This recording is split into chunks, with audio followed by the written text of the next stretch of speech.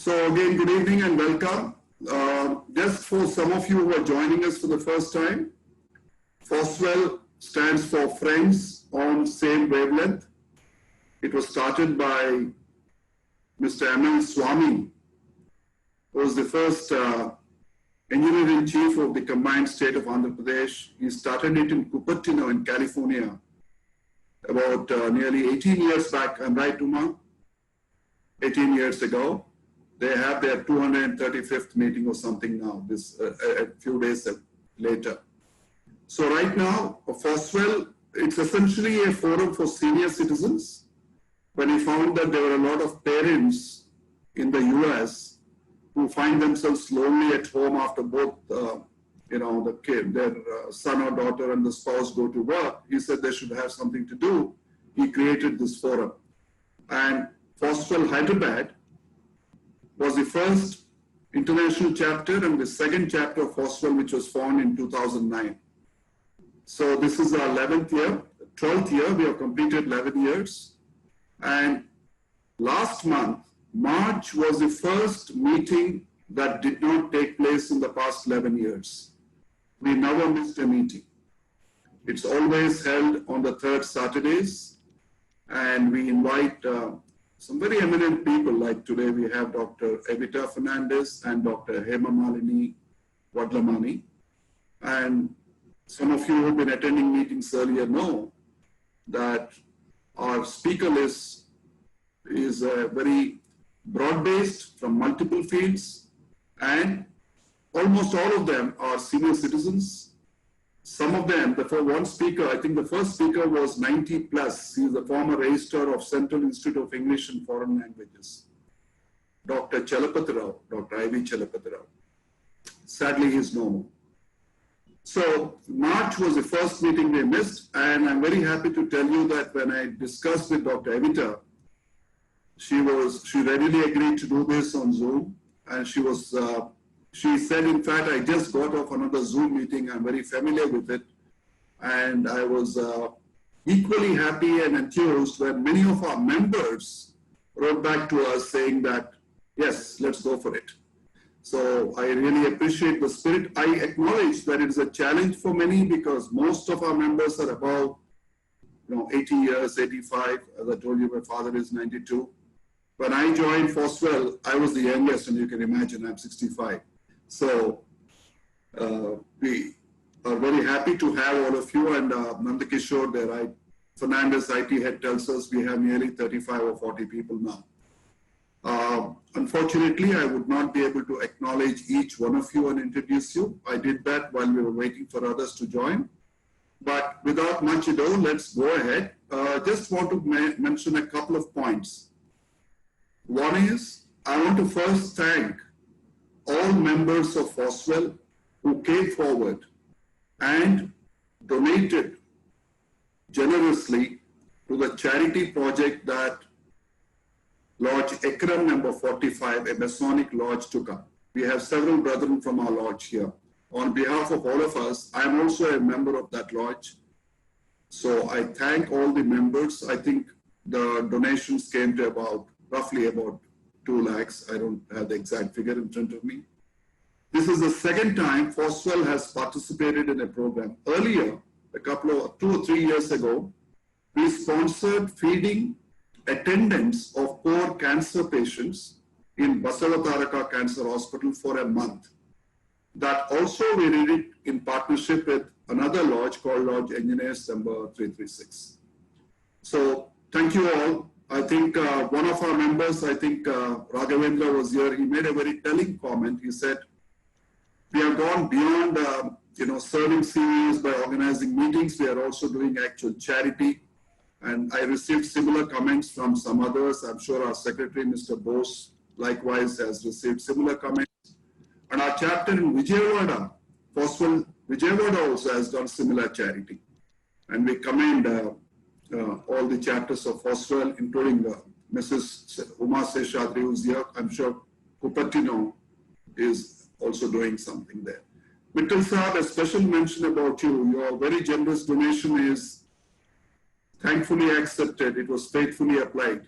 We use this to supply essential grocery kits to the poorest sections of the police force under the Rachakonda Police Commissionerate. So that was the project we undertook. The second point I wanted to make was that it is likely that we will have the next one meeting and definitely maybe one more, depending on how the situation evolves, over Zoom. I received many messages via email, WhatsApp, a couple of calls saying Zoom is unsafe. There are a lot of government advisories. All that is correct. For any business or commercial purpose or confidential purpose, we should not be using Zoom as the advisory. But they have also given a set of safeguards which can be taken when you log in. And I'm sure Nanda Kishore has taken all those safeguards. He's hosting this meeting on behalf of the Fernandez Foundation. But taking cognizance of the fears all of our members have, I propose that if all of you are comfortable, please download Skype. And the next month onwards, we can use Skype for our meetings. Skype also has a new feature called Meet Now. So it doesn't require much of knowledge, technology knowledge. So that's an option. And you can look at that. I'll send out an email and you can respond to that if most of us prefer to go on to Skype. And if the situation remains difficult like this, we can think of that. The last announcement I'd like to make is, because I'm sure like Dr. Evita must be doing it every day, a lot of our patients must be now consulting their doctors over the phone. So it has been with our daughter. Most of our patients are now video consulting. So fortunate for us, she came to Hyderabad on something, she got stuck here. She's with us. They're very happy about it. But what she said is, for her teachers in HPS and for any member of FOSWL, she would like to offer consultation free. So she is a dermatologist, as many of you may know. I will send out an email. There's an app through which you need to come. You need to pay 1 rupee to register and fix an appointment and all that. But that is Dr. Stavia. Maybe if you raise your hand, Stavia, people will know that's Dr. Stavia. So that's our daughter's offer. So any FOSWL member or their family member is more than welcome to consult with her. And of course, the HPS teachers. She told me she already sent messages to her teachers. Yeah. So that's about it from me. On behalf of the President and the Executive Committee, I welcome you all again to the 136th monthly meeting.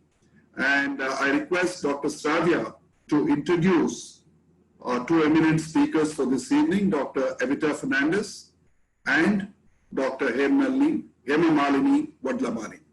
Okay. Hello, everybody. Good evening. Thank you all for being here. I am so happy today to be part of this meeting, especially because I have all my old teachers here who I'm really happy to see. I see them all smiling. And my lovely ISB classmates, a big hi to all of you. And most importantly, Dr. Evita, you are the reason I am here, because I don't think I've attended very many FOSWL meetings because I'm in Bangalore.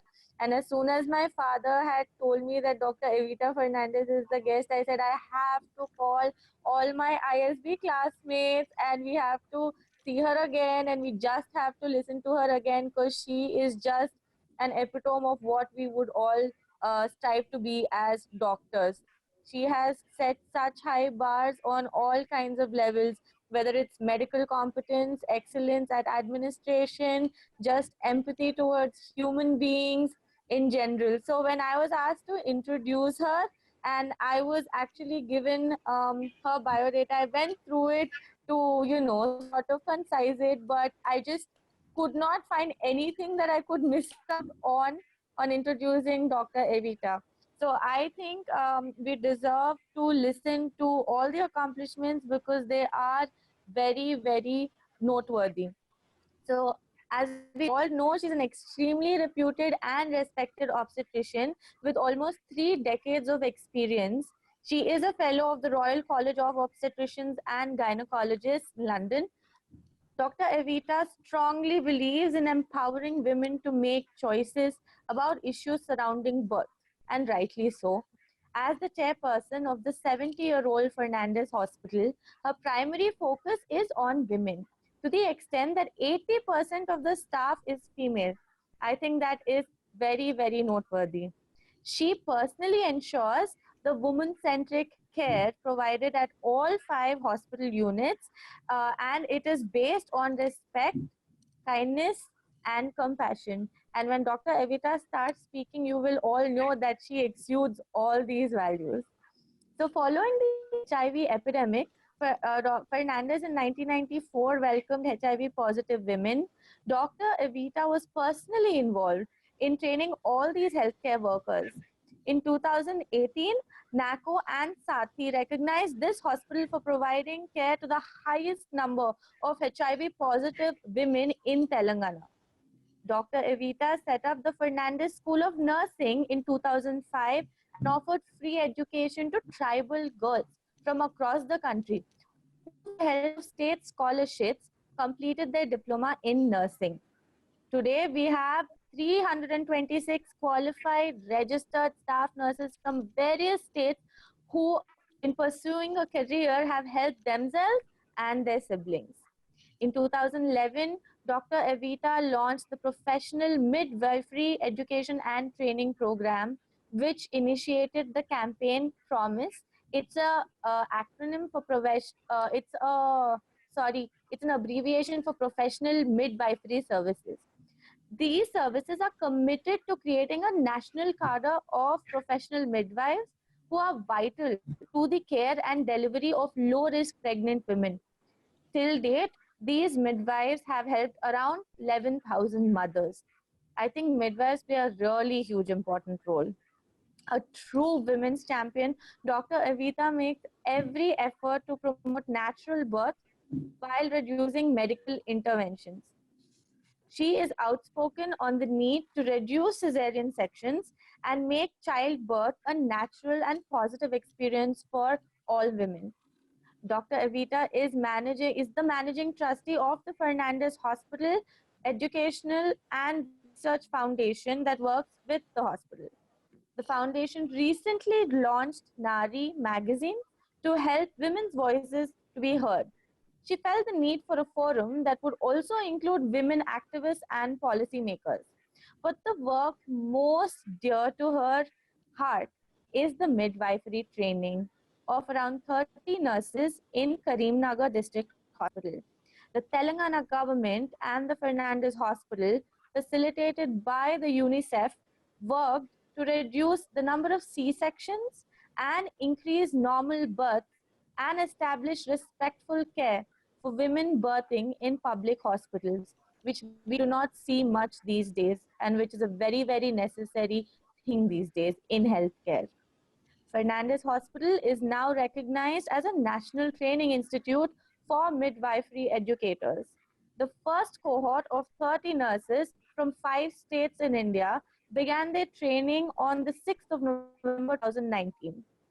With her keen interest in academics, Fernandez Hospital, with 10,000 births a year, has evolved into a teaching hospital. A very prolific speaker, she has received several awards for her efforts in enhancing quality care to women of all age groups. And on a very, very personal note, Dr. Evita has been a very celebrated speaker for our class at the Indian School of Business, ISB, in Hyderabad. She is a very sought after speaker, and we had the opportunity to listen to her almost for an entire day or a half a day about the hospital and the business aspects of it. And we truly thoroughly enjoyed it, Dr. Evita. We cannot wait to hear you again. Thank you very much for joining us. We would also like to welcome Dr. Hema Malini Vadlamani, who is a consultant physician in Fernandez Hospital. She did her MD from Gandhi Medical College, Hyderabad, and her clinical attachments from the UK. in cardiology, rheumatology, and nephrology, as well as worked at Queen Elizabeth Hospital in King's Lynn, Norfolk, England for 6 months. She worked as a senior registrar in emergency department at NIMS, Hyderabad for 6 months and joined as a consultant physician in Fernandez in 1997. She is a part of the executive board of Society of Obstetric Medicine India and has helped in organizing obstetric medicine update conferences from 2008 onwards. Welcome, Dr. Hema Malini, and thank you both for gracing this occasion. Dr. Evita. Yeah. Thank you. Thank you, Mr. Subbarao, for inviting me to give this talk. It certainly is a privilege and an honor. I'm quite humbled. And Savia, I was terribly embarrassed with all that you said. I don't even know how you got all that information. I normally just send out a 3-liner, but you seem to have got a lot of information. But thank you for all the nice things you've said. You've actually now made me very nervous. But thank you. Congratulations, Mr. Subbarao. I mean, tremendous record of having a meeting every month except last March. And this is your 136th monthly meeting. I was actually scheduled to speak on a different subject, but we changed our mind probably about 4 days ago when we decided let's talk on COVID-19 because that's occupying all our minds and hearts the last several weeks. So I must confess to this audience, I'm essentially an obstetrician and spent my entire professional life looking after pregnant women and enjoying the privilege of walking with them through their pregnancies and helping them birth their babies. Now I'm now talking on a subject that's totally far away from what I do. But as my colleagues reminded me that I belong to the vulnerable age group of senior citizens, as I'm just 6 months away from my 68th birthday, and very gently told me that they don't want me anywhere in the hospitals and sort of said, we'd rather you be at home. And so all of us that belong to this group this evening, we are in the vulnerable group where COVID-19 is concerned. So over the next few minutes, I'll take you through, what is it that we who are above 60 need to do, or why are we in this group, and how can we keep ourselves safe? And during lockdown, what are the things that we can do to survive this ordeal? We know that this virus has enormous implications, not just on our health, but we see the impact on it in so many aspects of life. And I think the most difficult for a lot of us in this country has been the impact economically, particularly the large section of our society. Images are there on the screen every day for all of us. And as a result of the lockdown, while it's had its enormous downside and the impact on the migrant population and those who are not on our TV screens, it has also brought out tremendous charity in terms of people, ordinary people, who even have not much to give, but giving from the little that they have, because I think the fact that there are so many people hungry and this lockdown has had this effect, it's brought out a tremendous sense of generosity and the humane side of ourselves. So COVID-19 is coronavirus disease 2019, and it's caused by a coronavirus named as SARS-CoV-2, which is severe acute respiratory syndrome. The first one being in 2008, when we had SARS-1, swine flu. Nandkishore, you'll need to change the slide because I have no access to it. So what is this virus about? It belongs to a large family of viruses which may cause illness in animals or humans. And we're not sure how this virus jumped from an animal into the human. There are all kinds of theories, but at the moment, they still are not sure how did it actually get into the human. There has to be an intermediary. But the virus can cause an ordinary cold. Most of us may suffer that and emerge absolutely fine. It can also present itself, in fact, a few years ago in the Middle East, where it was found in the camels, and from camels it went to human, and we had quite a few deaths in the Middle East at that time. We've also had the swine flu, and then, of course, now it's COVID-19. So it could cause just an ordinary common cold to a mild attack of flu to very serious, life-threatening, and also death. Next slide, please. Next slide, Nandkishore. Can I operate? But I don't think I can, yeah.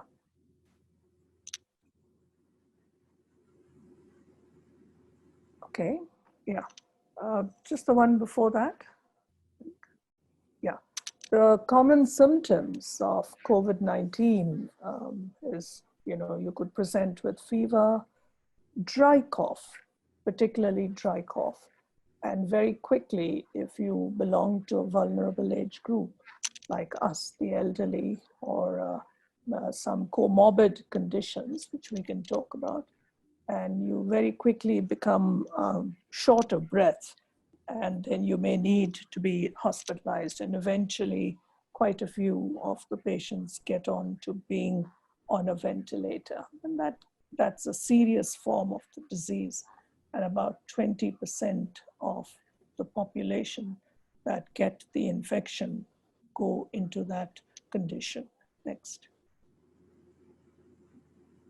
So how is it transmitted, and why are we so afraid? The reason is that it's transmitted through droplets. And if a person has the infection and is coughing or sneezing and is not wearing a mask, then those droplets can fall on all the common surfaces that you and I touch. And we carry it in our hands, and then a lot of us here touch our noses, our mouths, our eyes. It's very interesting, now that we're so conscious of the fact that we shouldn't be touching our face too much, you realize how often we actually do that without realizing it. And so the fact that it can so easily be transmitted, we had to introduce social distancing to prevent the spread of this infection. And the fact that we have no treatment, no vaccine, and that some people can very quickly go into a serious condition, you had to try and control the spread in the community. Next slide, Nandkishore. Hello. So the respiratory droplets, and this is very interesting, they actually did this experiment and found that from a cough or a sneeze, it could actually travel up to 6 feet. They used colored fluid, and they actually took pictures of this using a special camera. So that's why people keep emphasizing the fact that, try and keep a 2-meter distance between people. That's the background. Next slide. I think this is really a video to just say why everybody emphasizes social distancing. It saddens me to still see people walking on the street in groups, and sometimes adults at the end of the road in a circle. In fact, one guy had his arm on the other chap, and they were just standing there and chatting. But this video will explain why it's so important to keep that distance. If you are sick and then come in contact with friends, family, or coworkers, you can easily infect them even before you show symptoms. And when those people come in contact with their friends and family and coworkers, well, disease can spread rapidly, and that's the big problem. But when we get sick and we stay away from others until we feel better, or until we are no longer contagious, the spread of disease slows down. We only have so many doctors and nurses to care for patients. When lots of people get sick all at once, the healthcare system can't keep up, and many people can't get the care they need. Enter social distancing. If we all do our part to do simple things like stop shaking hands, avoid large crowds, and stay home from work and school, we can slow down the pace of disease, giving doctors and nurses the time they need to care for everyone. And that means you can get healthy faster, and then we can all get back together.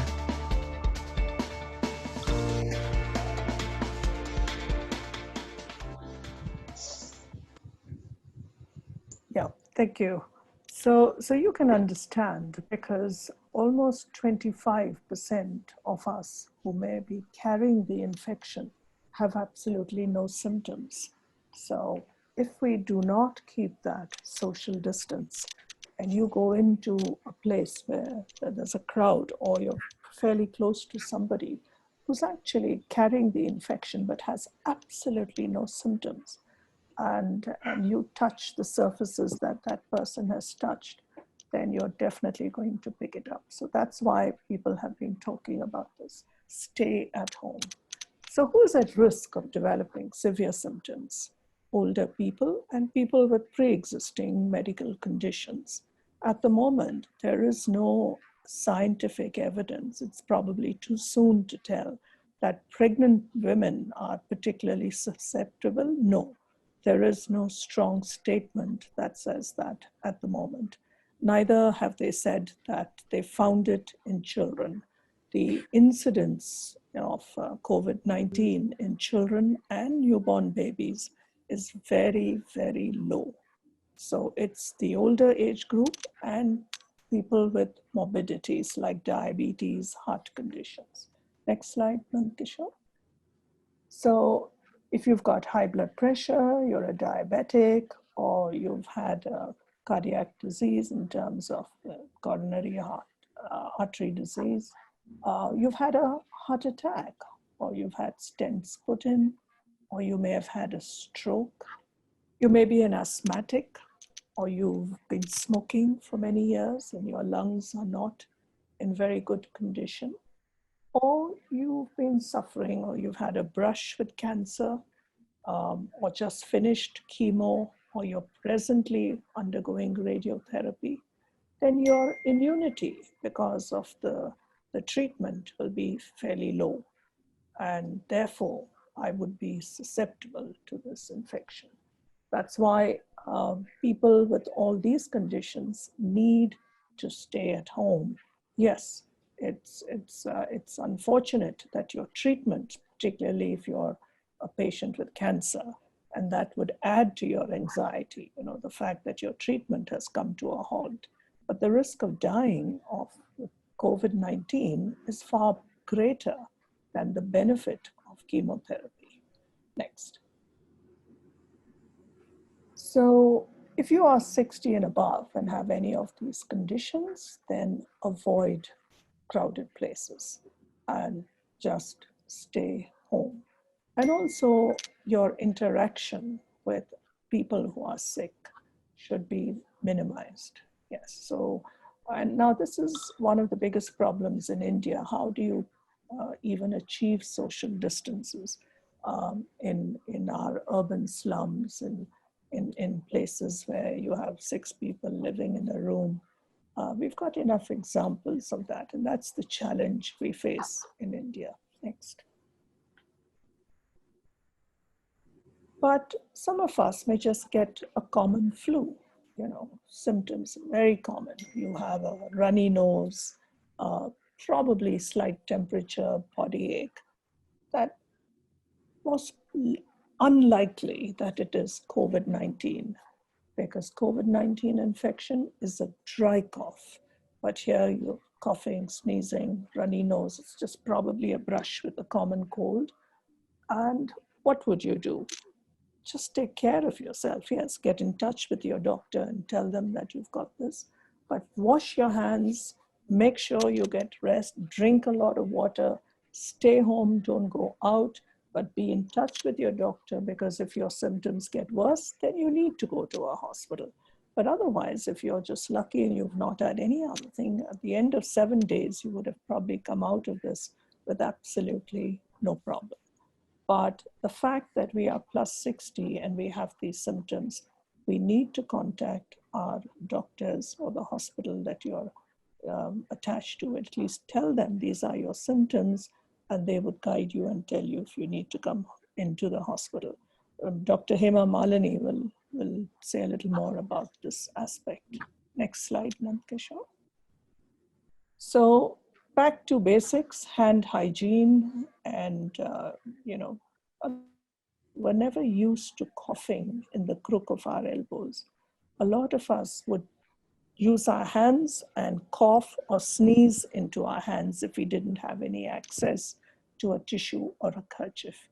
But we know today that that's not respiratory etiquette. And the best thing is to sneeze or cough into the crook of your elbow and cover your nose and mouth so nothing gets spread. And of course, social distancing. Next slide.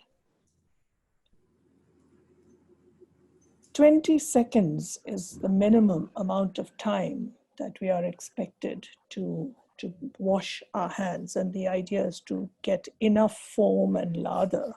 And it's also been suggested that if you sing happy birthday twice over, you definitely cover 20 seconds.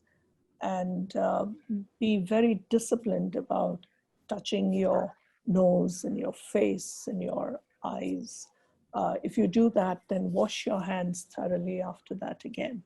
Just be very, very careful about keeping your hands clean, because we touch so many things.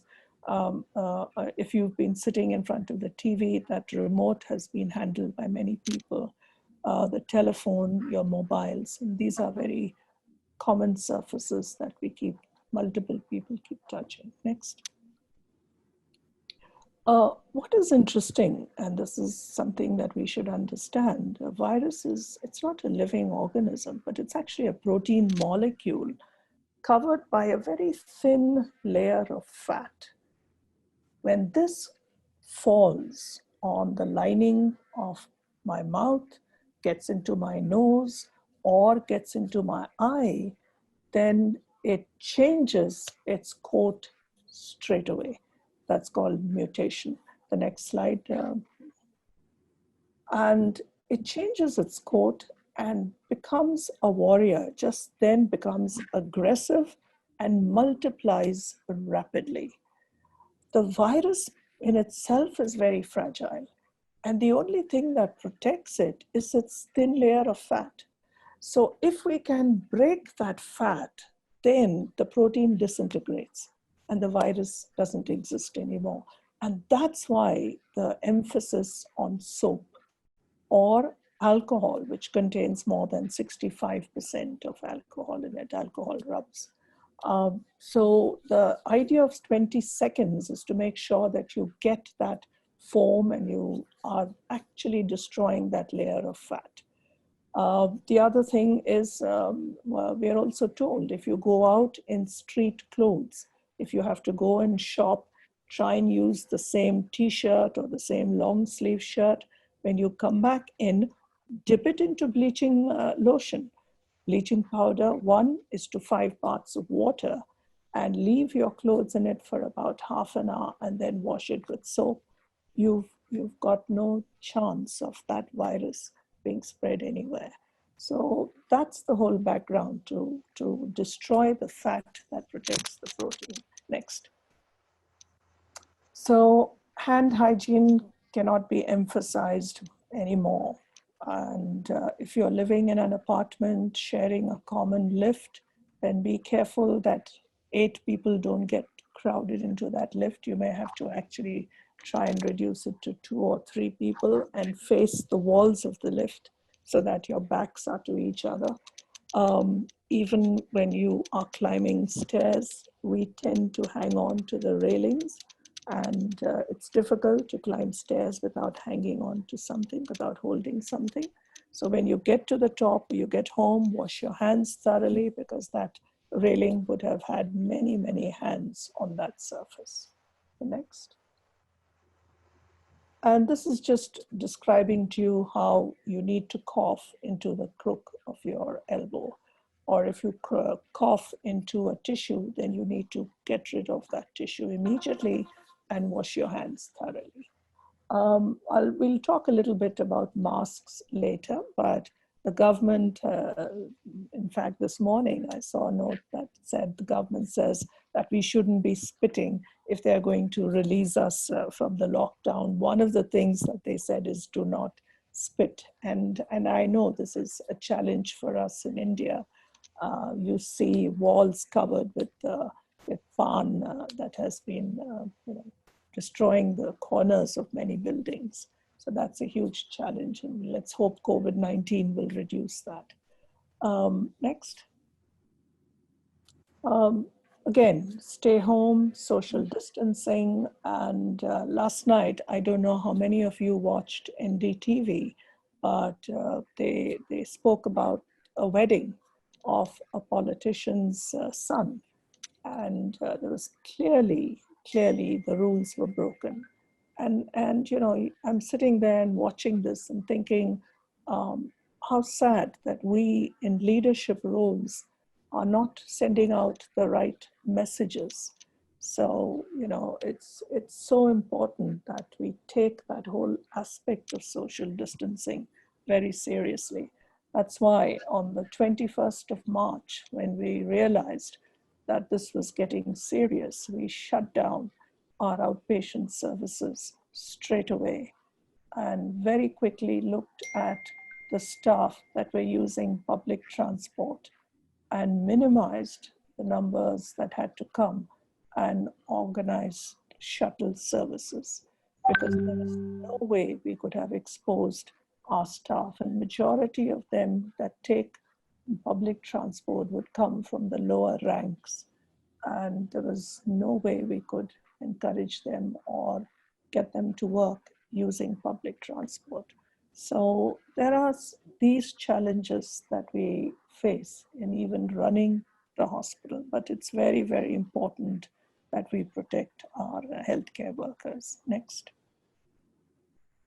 So to reduce your risk of getting sick, staying at home, please close your doors to visitors.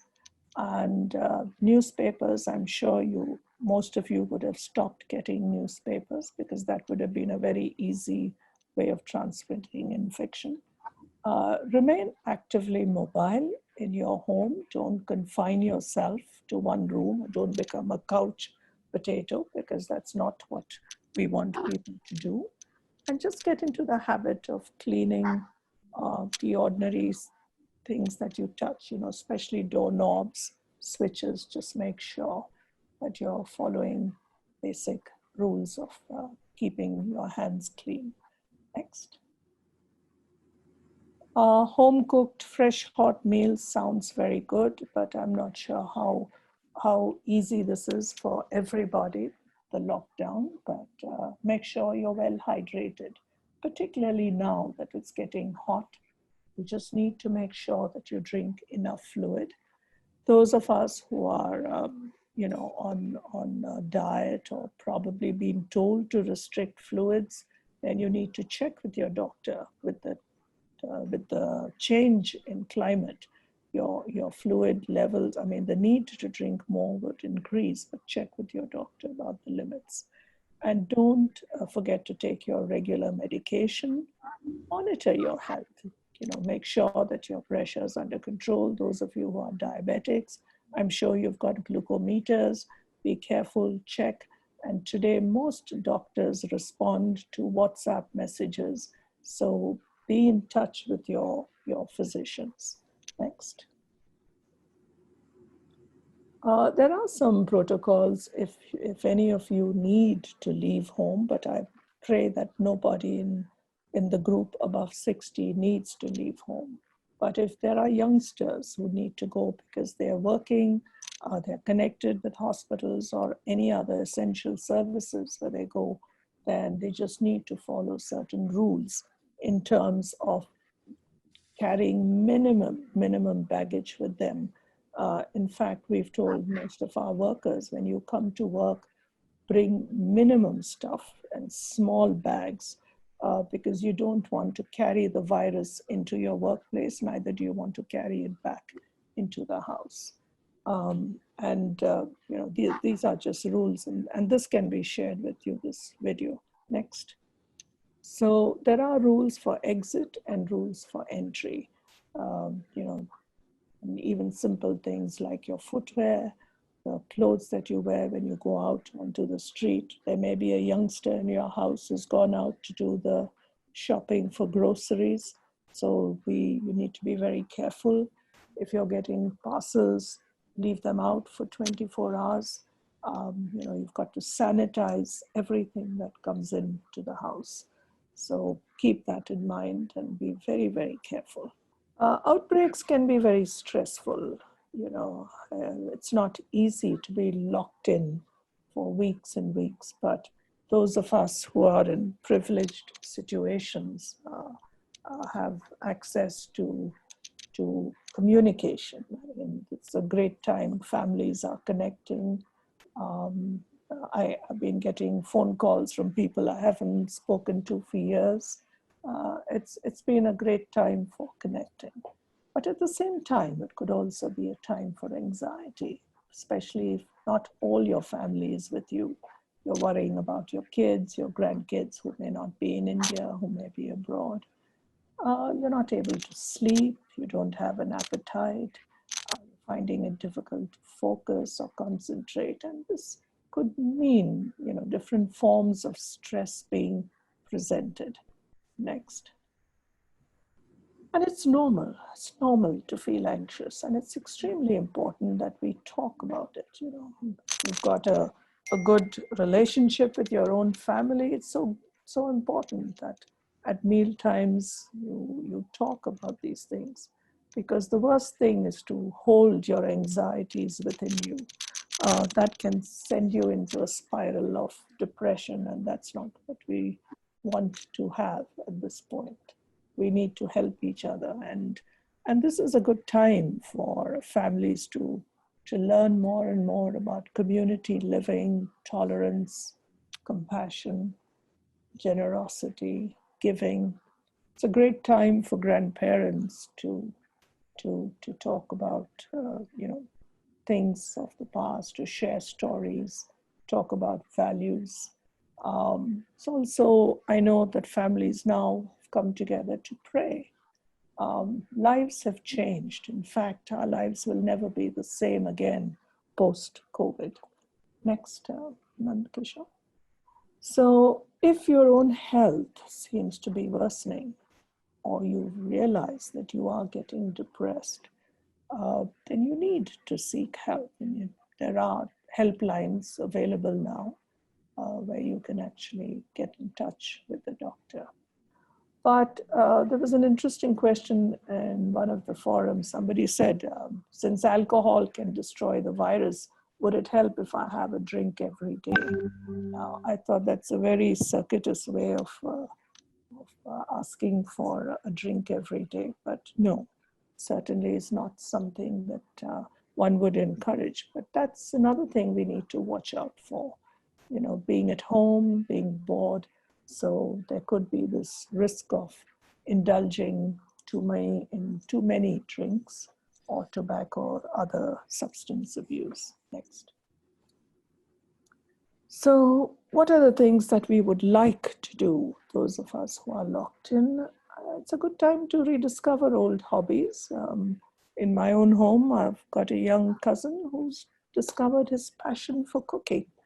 And I'm not grumbling because I'm enjoying various dishes on the table, and I don't mind being the guinea pig. And it's been amazing that this young lad has discovered that he's got a natural talent for that. Exercise. I do the brisk 3-mile walk every afternoon because I miss my swimming. I would swim 5 days a week, and I would do about 500 to 600 meters. So I miss that, but I now do brisk walking. There are many YouTube videos that encourage you to remain fit. So we have no excuse because we really need to move. And the other danger is to get information and make sure that we get information from right sources, because WhatsApp is filled with information and quite a bit of it is fake. So be careful where you look for information. Next. You know, rumors and misinformation can increase our anxiety. So I can't emphasize that more. WHO has an update every morning, and CDC is another place that you can. And of course, our own government has enough information on it, and it's being updated. Next.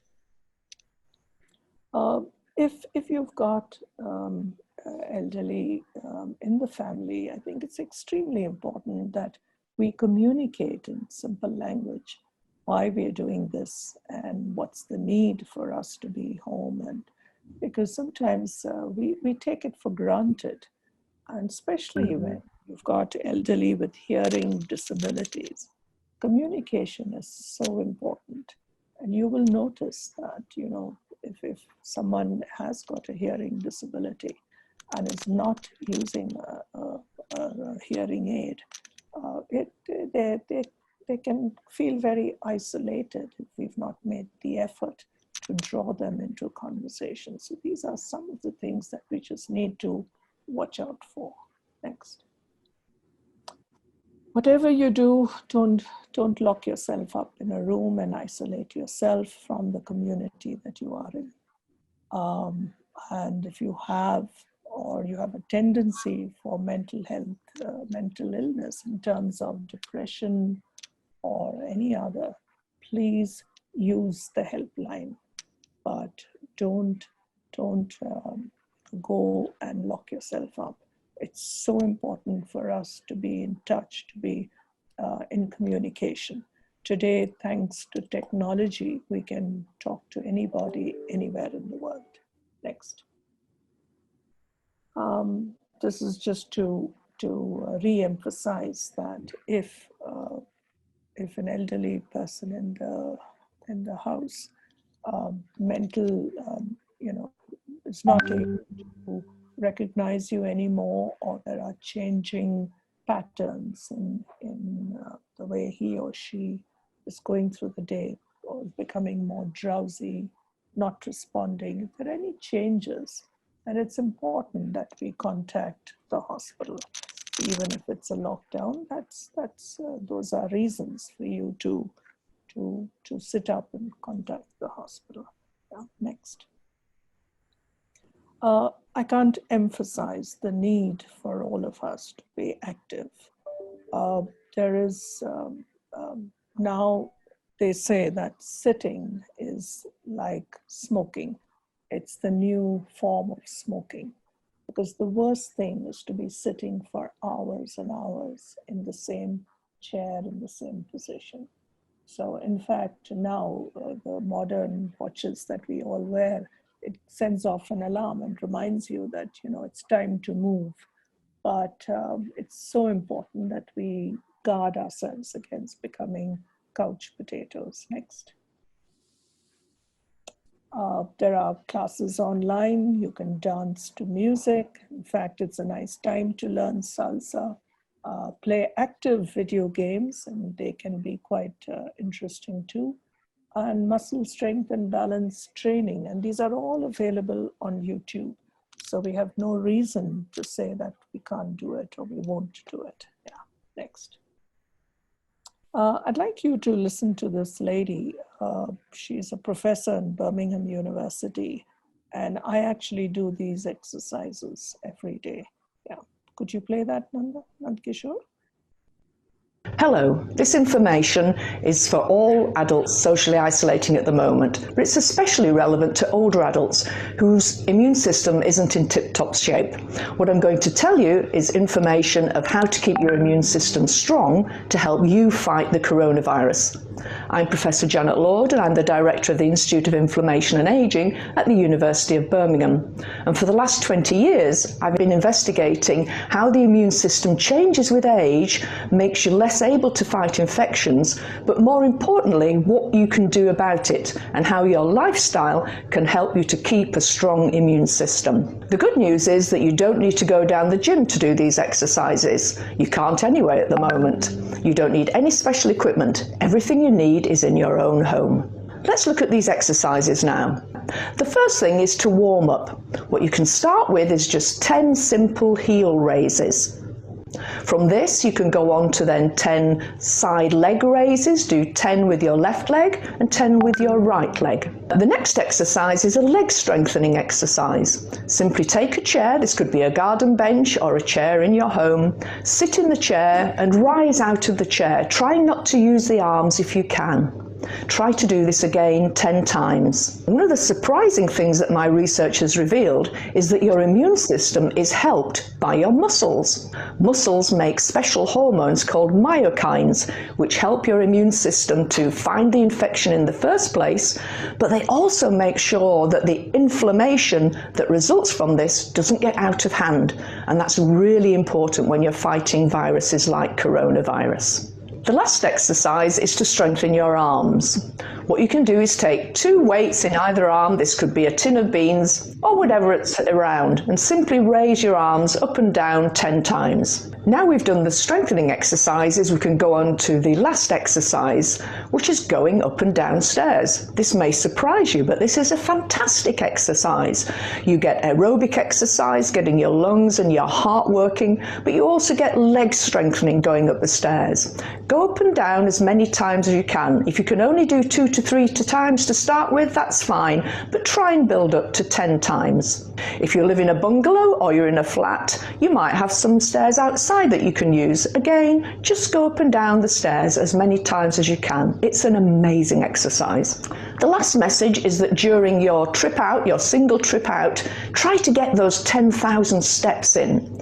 Our research has shown that if you can do that, your immune system, and particularly the immune cells that have to fight the infection as your front guard, are strengthened by this. But the important thing, I think the final summing up message is please don't sit down for long periods of time. Social isolation doesn't mean you have to change into a couch potato. Being sedentary is equally bad for your immune system. Sitting is the new smoking. Many of the exercises I've shown you today are also used by physical activity providers, such as Move It or Lose It.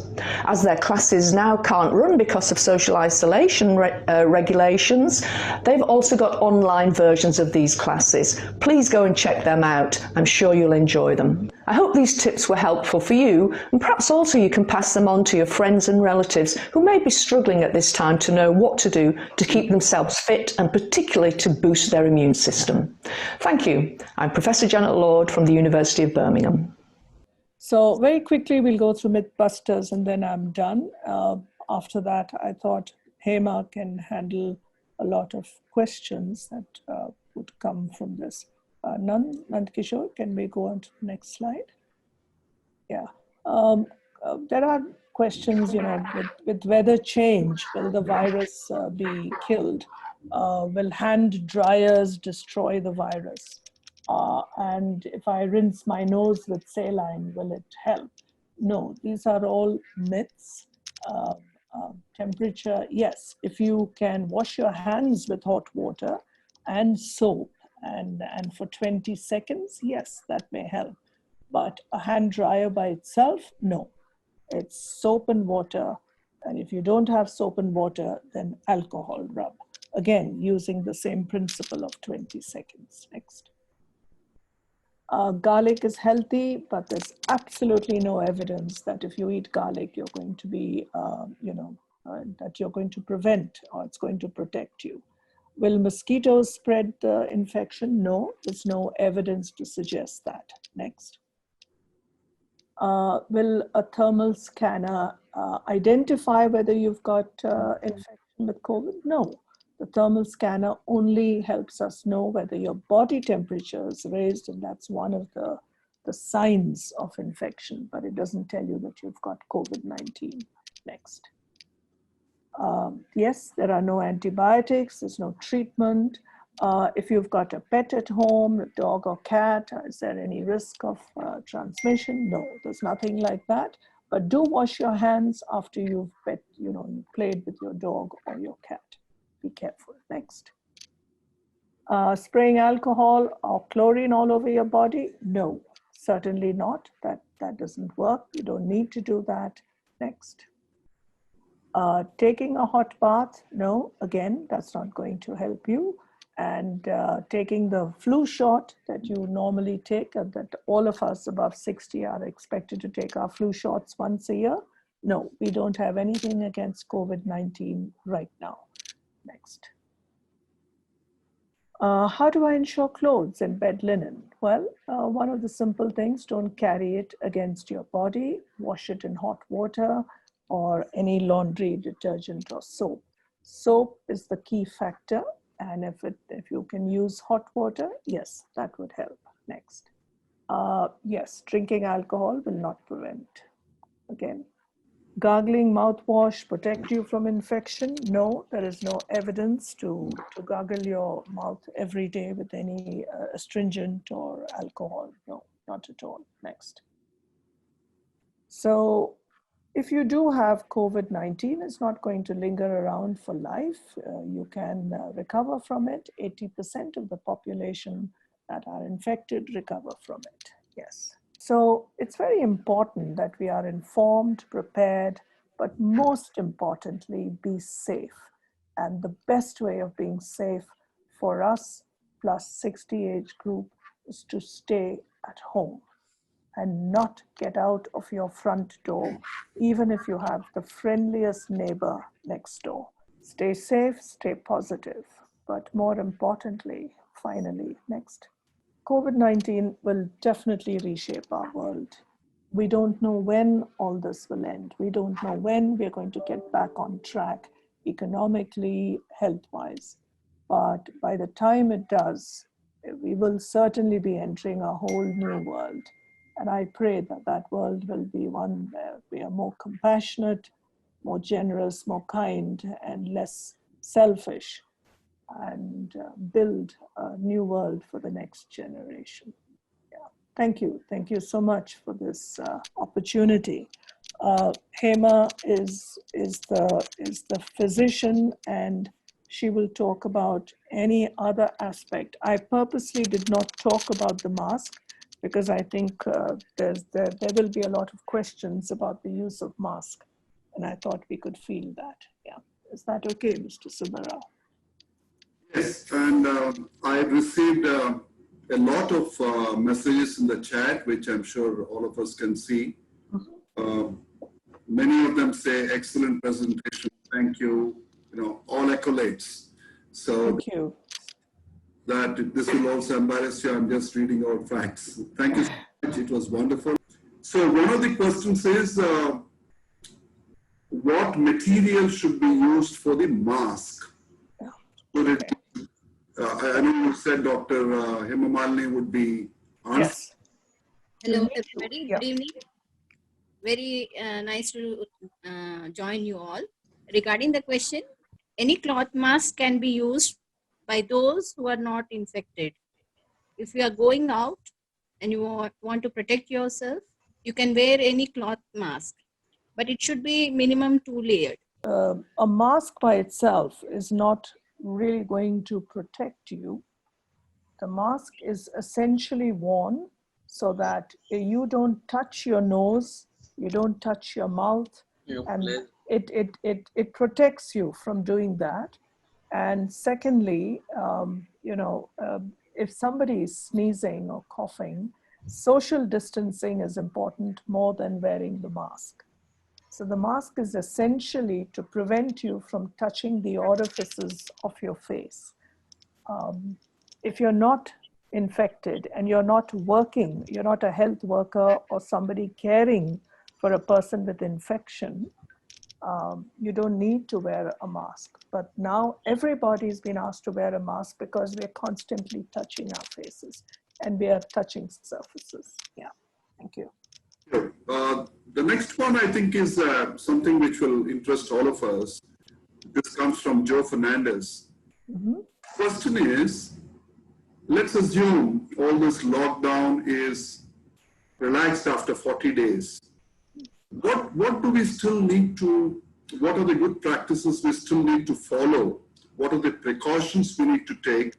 There is some unknown on what the government stipulations will be, but some light if you can throw on this, Dr. Hema Malini and Dr. Evita?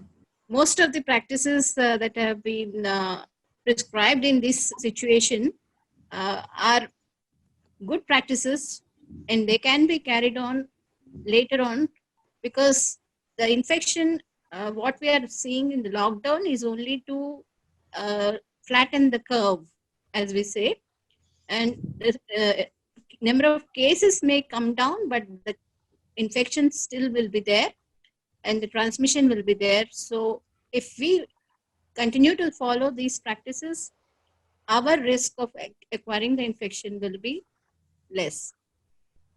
So at least for a year or two, probably we need to continue following this as much as possible.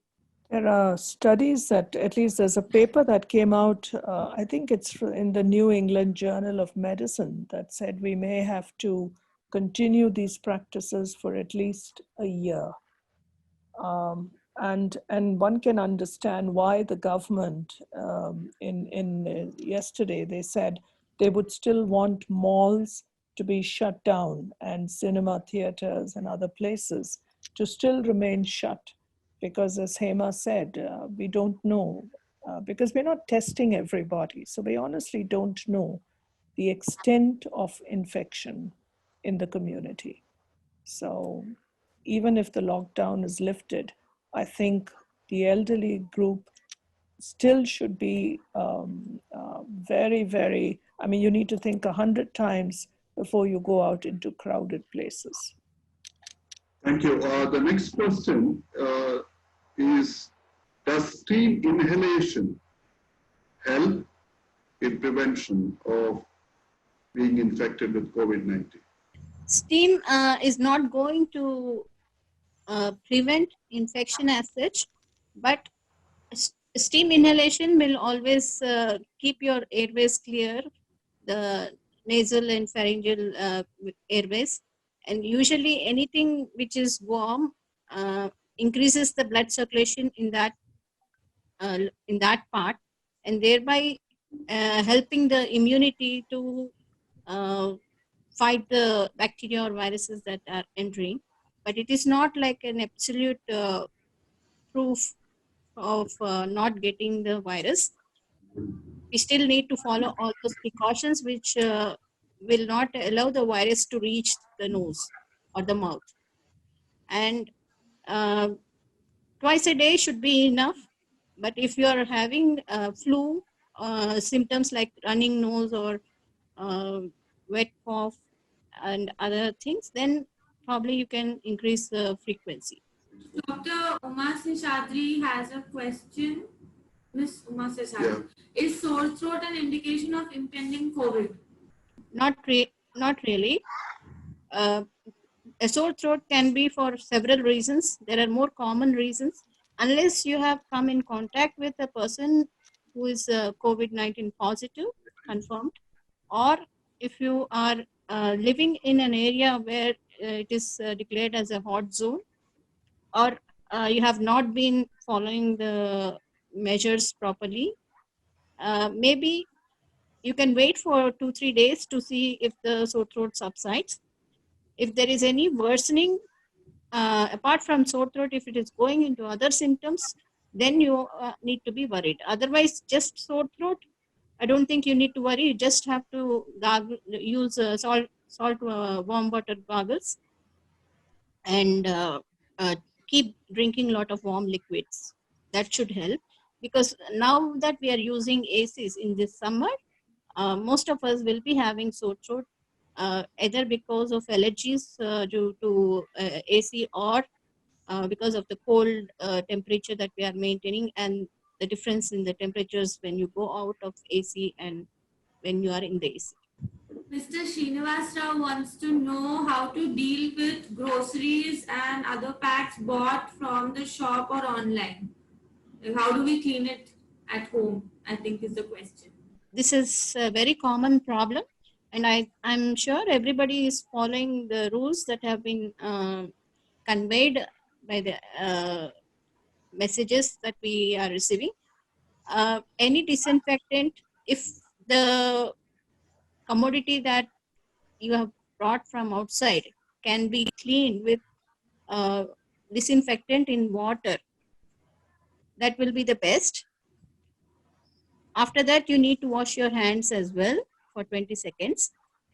If you are, if something like vegetables or fruits are there, maybe you can wash them with water and keep aside for a few hours, at least 3 to 4 hours, and then use them. Thank you. Mr. Ramesh wants to know what are all the foods which are preferable during this period. Lemon, avocado. The mango season is coming, yes, but diabetics will not be able to indulge too much in mango. Pineapple, orange. I think these are the kind of fruit, at least this is what came out from Johns Hopkins yesterday. I'm not sure on what they base this, but this is what is suggested.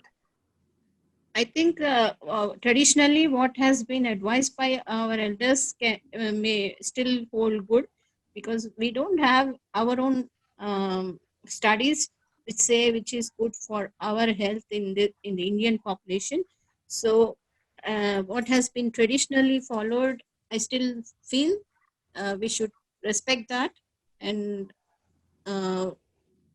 getting some things which are not locally available may not be advisable, I feel, because they may be costly and we don't know whether they really work for us or not.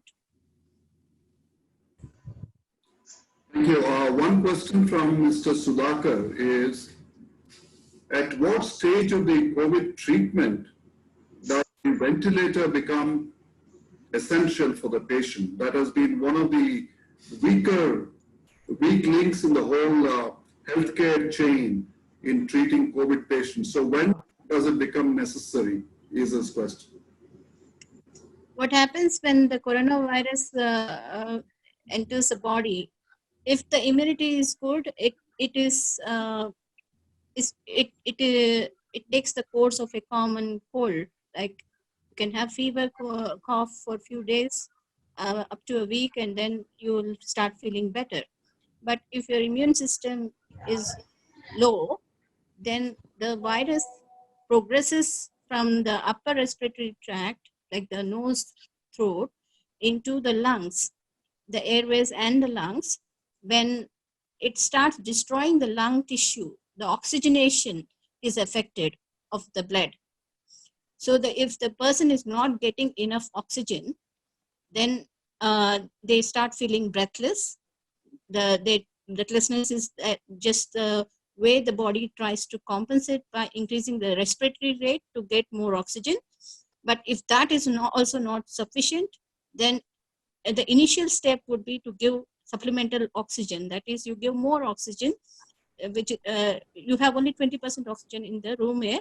By giving more concentrated oxygen, you try to, if the oxygen supplementation is not enough, if the oxygen is not able to go through the membranes in the lungs into the blood, then we need to forcibly pump the oxygen into the blood vessels, which requires some pressure, and that is when we need to intubate. That means we put a tube through the nose or the mouth into the lungs, into the trachea and the lungs, and help the lung to expand and contract. Completely, we take over the breathing. Completely, the machine will take over the process of respiration, that is the expansion and contraction of the lungs, and forcibly supply the oxygen into the lungs so that more oxygen will be able to cross the blood, the barrier into the blood. But sometimes when the infection is more, even the ventilator may not help, in the sense that though you are pumping oxygen, if the oxygen is not able to enter into the blood, then that is the stage where we need to go for higher one, even better than ventilator. That is, you're actually giving oxygen directly into the blood by bypassing the lungs. That means you take the blood out, oxygenate it, and then bring it back into the body. That is ECMO.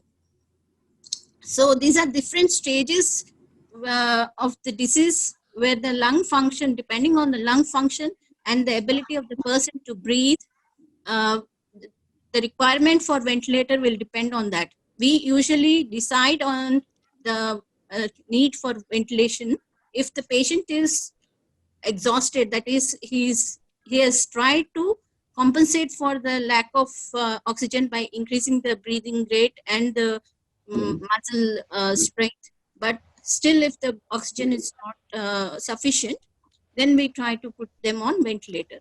So the fatigue of the muscles, the low oxygen saturation in the blood is what will compel us to put them on ventilator.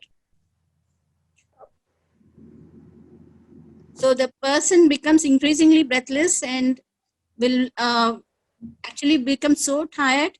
Even the sensorium can get affected because the brain is not getting enough oxygen. So any change in the sensorium, if the person is collapsing, then surely he is not getting enough oxygen into the blood. Thank you, Dr. Hemali. The next question is about ordering medicines online. So what precautions should be taken when we receive the medicine, package and the medicines themselves? And related question is, how long is the virus active on the packets which are bought from outside? From what I've read, Mr. Subbarao, and almost 3-4 sources say that because most of the packages come in cardboard or paper. So they say that when you get something, keep it out for 24 hours. Don't touch it. And then you open it, take out the contents, because the contents inside would have been packed at least more than 24 hours earlier. So it's the outer package that we know will go through many hands. So that package, you keep it out or don't touch it at least for 24 hours. And then you take the contents out and of course, wash your hands thoroughly once you've done that. Thank you. Next question is, does the oximeter, and they're available as home service online, do they provide accurate readings of the SpO2 in the blood, the oxygen concentration level? I can't vouch for all the pulse oximeters that are sold online.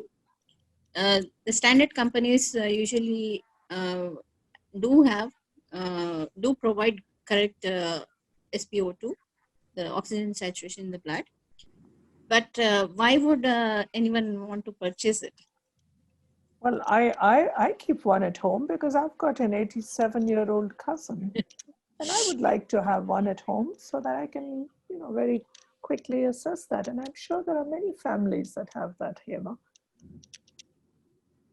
More objective would be the clinical symptoms and the signs probably. A person who is noticing that the other person is not able to speak without stopping. He is not able to complete a full sentence. He is only able to speak in phrases. or not even that, is more It's a sign. objective, Yeah. I feel. Not everybody can have the pulse oximeter at home. Yeah. But these are simple ways of assessing by anybody, even without the gadgets. Oximeter. Yeah. Thank you. This is, I think, in a way related to COVID, maybe the change. So the question is, how many hours of sleep is necessary for the elders between the age of 80 to 90 years? I know it varies, but what is typical or what is the range? And how does COVID stress and anxiety impact that? As we age, the number of hours we need to keep us fresh usually decreases. Most of the elders actually complain that they are not getting enough sleep. But it is not actually lack of sleep. They don't need so many hours of sleep as they were earlier needing when they were working full time. So, and also in the daytime, I think they tend to take small naps, which cover for the lack of sleep in the night. So probably there is no exact limit on the number of hours or the maximum or minimum.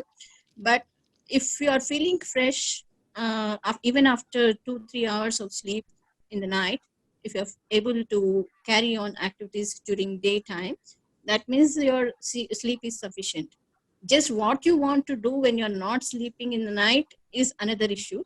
But you can't just say that I haven't slept for so many hours, so I'm not well. If you're able to do your activities, if you're fresh throughout the day, it means that you don't require more than that. Thank you. The next two questions are, one is from Dr. Amresh, and he is inquiring whether PPEs, personal protection equipment for the doctors, are they to be used for surgeries of all patients, or are they restricted to only COVID patients? Yeah.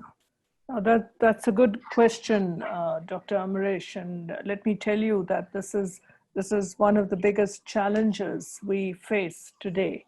Let's take a mother, for example, coming from an area that's a hotspot in the city. We have absolutely no way of assessing if she's carrying the virus, because we know 25% of mothers or the population can be asymptomatic. So what we've done at the hospital is we've created 2 pathways. Everybody goes through that screening room, and if they have any symptoms, then they go into an isolation place where the people who are examining her, the doctor, the nurse, are in absolute full protection. Every mother who is birthed today, the doctor or the midwife who's attending to her is protected completely. And the cesareans that are being performed today, we are using protective equipment, because right now we don't know who is carrying the virus, who isn't. We've had about 10 women whom we thought were suspicious. We've sent the test, and so far, I've crossed my fingers, they've all been negative. But protective equipment is our moral responsibility for our staff. And my biggest anxiety is the day when we run out of PPE. I'm afraid we will shut down the hospital, because there is no way I can allow any staff member to be exposed. Just to add to what Dr. Evita said, the Freemasons were anxious to donate some PPE kits to hospitals recently, and we dropped the idea because when we made inquiries, there were all kinds of PPEs being manufactured. Yeah. The one we got was for a very low price at 80 GSM thickness. And we thought by giving a substandard, untested, unapproved brand, we will be actually causing more damage. doctors' lives at risk. So anybody of you who are charitably inclined, but be watchful, we cannot afford to put the doctors at more risk. Yes. A seeming act of generosity or of knowledge should not translate into greater risk for them. The next question, Dr. Evita, it's 7:30, the schedule. Shall we take another 3-4 questions? I'm totally in your hands. Okay. So, Dr. Hemamani, what are the parameters that are usually monitored for these COVID patients? Because every day KCR or Hitul Rajendra, the health minister, put out a bulletin saying there are so many cases in the state, so many have been cured and sent home, and so many are under ICU. So what are the parameters that they test negative twice, then they're discharged? That is widely known. But what are the parameters that are monitored while a patient is undergoing COVID-19 isolation? I can't call it treatment. For the asymptomatic patients, we just monitor for the symptoms to develop, if at all. They will need the 14-day isolation. If they're not developing any symptoms, that means, and then we test, and if it comes negative, then we assume that it is they're no longer infective to the others. Now, for those who are symptomatic, we usually have to monitor them more closely. Depending on, again, on the severity of the symptoms, we either monitor their pulse, blood pressure, oxygen saturation, respiratory rate, temperature, every hourly or second hourly or fourth hourly or sixth hourly, depending on the situation, how the patient is. If the patient is more serious, then it will be even every 15 minutes, 15 minutes. So if the patient is on ventilator, usually there will be, the ventilator itself has the monitor will show the readings minute, even second to second. So we don't have to manually monitor it separately. The ventilator system is built such that it will monitor all the parameters, except the temperature, of course. Thank you. Dr. Evita, this is from one of your fan club members, Jayanti Seturaman from and I think this is a representative problem, so I'm taking this question up first. You know, many housing societies, apartment complexes, there are some elderly people. And in where my daughter lives, there are about 20,000 people who live in that community. Some elderly people who require assistance or some require bedside assistance, some require cooking assistance or whatever. Right. But building associations and societies have taken decision in some cases that we ban entry of any domestic help, driver, dhobi, whatever. So what is to be done in such cases? What are the precautions to be taken by the remaining residents who are younger? What should be a probable policy in such cases for societies to adopt? There is a humanitarian angle. How do you let elderly people who have no children with them, you know, deal with the chores? They can't sweep and mop and cook and cut and chop. At the same time, what risks does that pose to the remaining residents? Could you elaborate on this? I'm not sure I have the right answers, but listening to you, Mr. Subbarao, what goes through my mind, if I'm living in an apartment, then we automatically become a community. And if we have locked down and we have told all our domestic help to stay home, then it's up to that community to take care of the most vulnerable. And the only thing I can think of is that we begin to decide, take note of people who are living alone, the elderly, and we create a team. A community spirit has to come in, and a youngster or youngsters in rotation will need to visit these people, at least to make sure that they are fine, they're taking their medication, and following all the rules that we've spoken of. You know, wash your hands when you go in. If somebody else is cooking their food, make sure it's kept, make sure they've eaten. It just has to come through the community itself. The capacity to live as a family. And I think that's what happens under these situations. There are no other, I can't think of any other way of coping with this.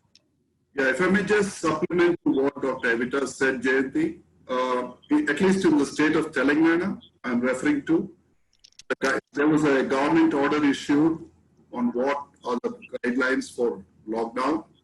Domestic help is not one of the things prohibited in that. Bedside assistants are not listed in that. And I welcome anybody else who knows about this to write in the chat. And I know one community, like Dr. Evita said, where one of our mates, Mr. D.T. Raju lives. What they've done is, it's a large community of 90 apartments. Like Dr. Evita said, they called for volunteers. Quite a number of young couples who are living there, about 15, 20 of them agreed to be volunteers. Their duty was to go twice a day to the homes of these senior citizens who are about 20 or 25 families, check out their requirements. If they needed medicines, these volunteers would go and fetch them. Yeah. They stopped all domestic help from, but these volunteers were there to provide them the required assistance. Yeah. In the absence of such volunteer effort, I think it would be against the law and it would be inhuman to prevent help for this elderly couple, because anything could happen to them and then who would be responsible? So the next question, if I may go to, is, the GHMC is sanitizing, disinfecting the whole city as a city. How effective is this disinfectant spraying that they're doing all over the city in spreading COVID-19? It's more like a farce, I think, because if you have to do that, it has to be almost every 4 hours or so in a day, which is impossible, I feel, in our setup. So just spraying once in a day or once in a week is not going to help. And basically, if a person is infected and the material from that household is coming out, the nature will take at least a day for it to decontaminate itself. But anything which is flying in the air and comes in contact with any other person can potentially be a risk. So, as I said, spraying may kill the viruses that are there at that time, but new ones can appear again, and that is not going to help. Well, Ramesh, that is a question which has been covered, how to visit a friend or relative or a company after the lockdown is lifted. I think post-lockdown was covered in some detail. We still need to maintain the same level of care.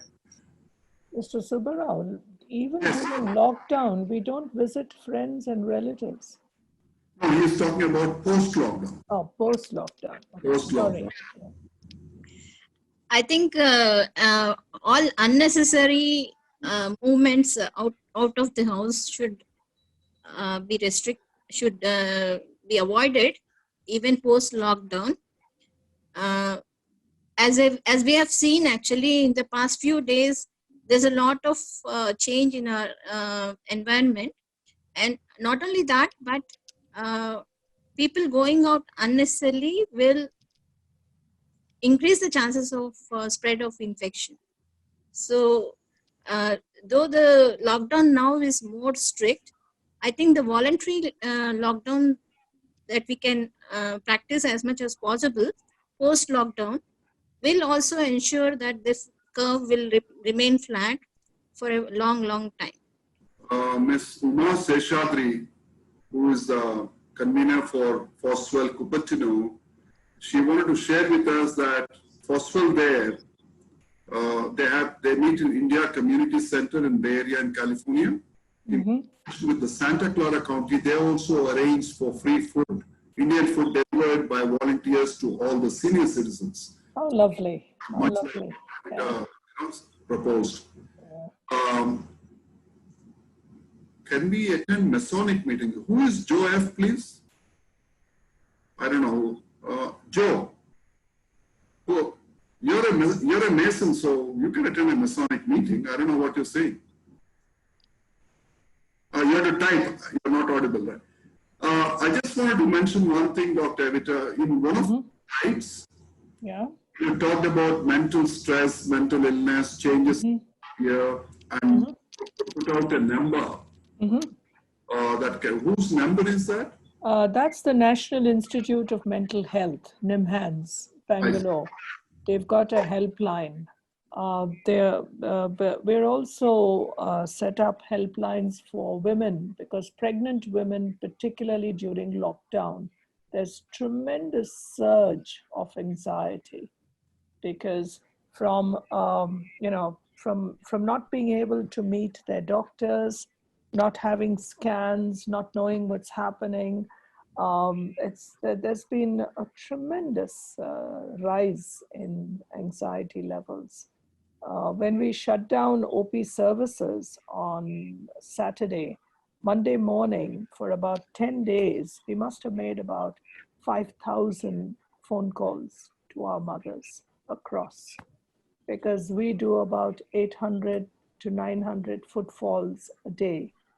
And to shut down, and we had appointments up till 15th of April.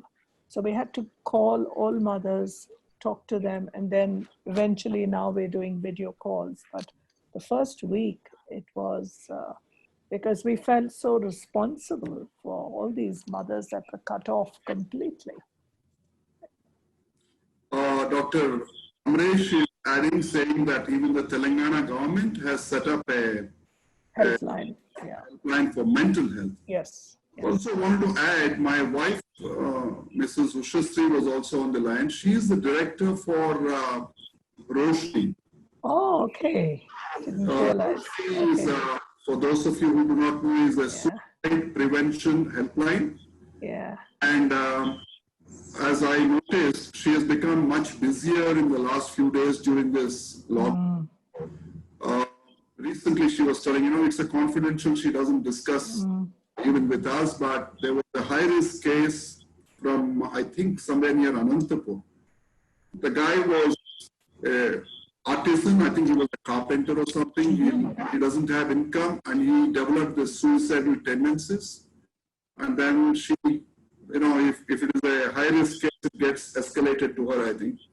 So they don't take calls from home, but that night she took that call, and they were able to save that guy from, proceeding with whatever he wanted to do.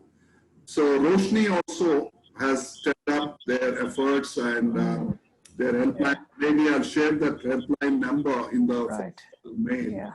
Just wanted to then. Okay, Joe, I understand the question. I mean, we can answer that offline.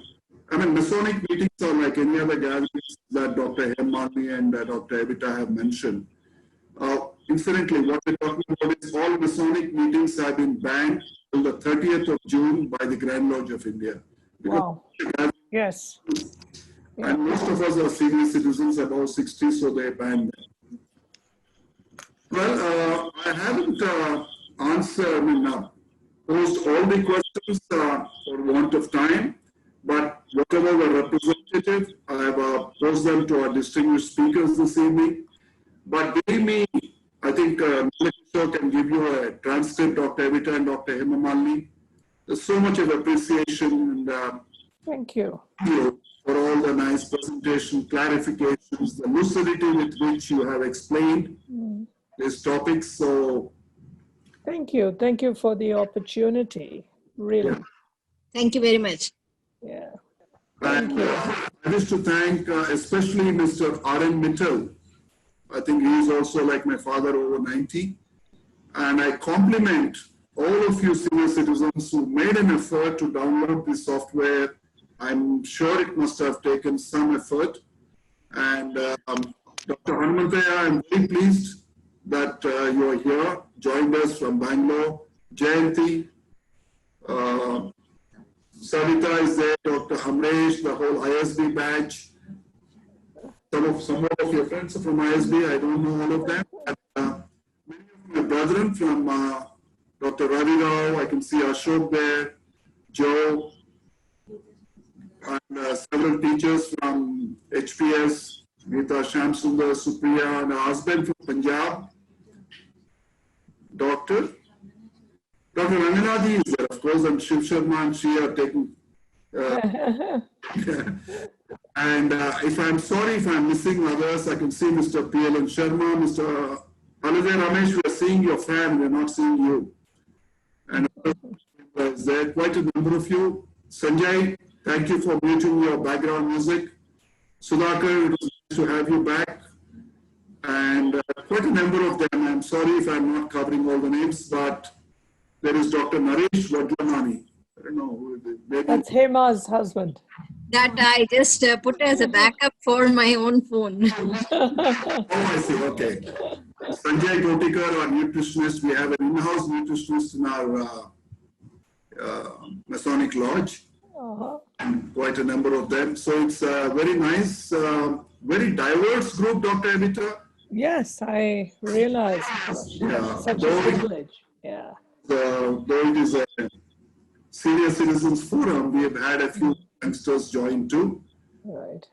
Personally, from me, I don't know. I've been chasing you for 6 months now. Oh my gosh, please. She's so busy. She travels all over the country with her midwifery. She's on that national Yes. training program. But I must acknowledge and thank you. You're being so prompt in your responses. Well, I try to, because I think that's the least I can do. I do try. And I echo my daughters and the ISB sentiment when I say, knowing you more, as a person, apart from your professional accomplishments, is a pleasure. Oh. Your elegance, your dignity, the kind of ethics that you bring to the profession. Incidentally, for everybody's knowledge, the topic that Dr. Evita was to speak on was, has medicine lost its soul? That was the original topic which I borrowed from what Ranganadi did as a seminar or a workshop, I think about 8 months ago. Ratan Jalan had put together a show just to bring a public discussion, in a public forum. Is medicine, healthcare going in the right direction? Has it lost its soul? That would have been a very provocative but very relevant topic. But look at the irony. Today, without uttering a word, Dr. Evita, Dr. Hema Malini, and all the doctors there, Amresh, and so many doctors, Dr. Savia, they're all told us, without uttering a word, that medicine has not lost its soul. It's saving the human species. It's saving our planet. It's just that sometimes we get carried away by a few bad apples in the basket. But as long as there are Evitas in the world, I think we are safe. We just need to learn to live with less, learn to live with being more comfortable with ourselves within the confines of our home, and be generous and practice those various virtues which Dr. Evita spoke about: compassion, empathy, caring, bonding, and above all, just engaging with each other with genuineness. I think these are the qualities that make us better, if at all we can claim to be than the other species, apart from the ability to think. So with those words, we have crossed, or we have nearly come to the regular time of a FOSWL meeting, which was 8:15. So it's 7:54. I appreciate the patience. I think that denotes the interest with each one of you have. Ashok bhai, बहुत shukriya. Dr. Amresh, I will unmute you. Can you have one word on behalf of SBNs, Dr. Evita and the rest of us? Dr. Amresh. Yeah. Yeah, it has been a wonderful meeting indeed. I've been attending a lot of meetings on COVID because that seems to be obviously that's the flavor of the season. I've been attending a lot of these meetings, and each meeting brings out something new. So today also there were some different dimensions and aspects.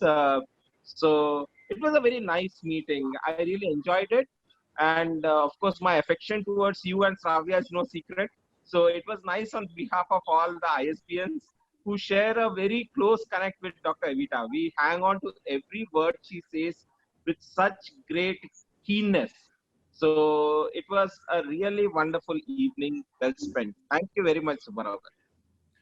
Dr. Amresh, as I said, that's the interventional cardiology and NIMS, and his wife, cardiothoracic and vascular surgery. And Dr. Geeta Nagashri is an oncosurgeon. Dr. Geeta Nagashri is an oncosurgeon and KIMS Kazanipur. Yes. Dr. Amresh is KIMS now? Oh, he's muted. Okay, sorry. So anyway, for those of you who attended this meeting for the first time, before I sign off, FOSWL meets on every third Saturday of the month, originally at the Federation of Chambers of Commerce and Industry. It was earlier known as FAPSI. It's in Red Hills in Lakhdikapur. And we typically invite a distinguished speaker, much like the two you have heard today. So we don't miss a meeting. In 11 years, March was the first meeting we missed, come what may.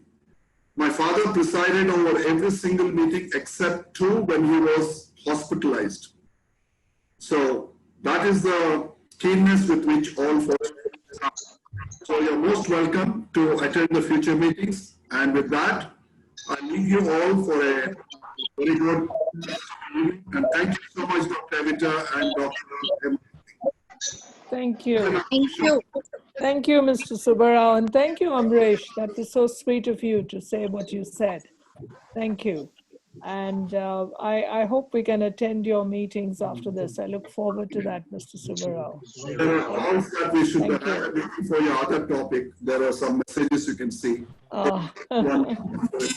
We'll do it after COVID. Very kind of all of you for the compliments that you have given. Thank you very much. Dr. Hemant. All the best. Thank you. Yeah. Thank you, Subbarao. Bye. Thank you. Wish you all to be safe. Yeah. Thank Bye. you. Thank Thank you. you very much for a wonderful meeting. Thanks a Thank lot. you. Bye. Thank you. Good night.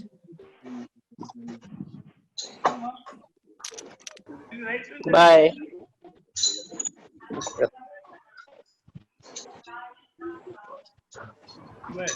It's okay. Don't look at the gift cards in the most.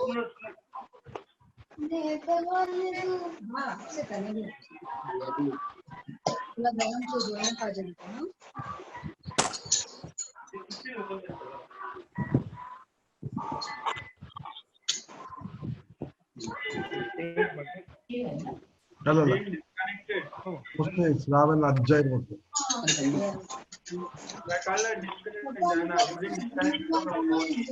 Move engage.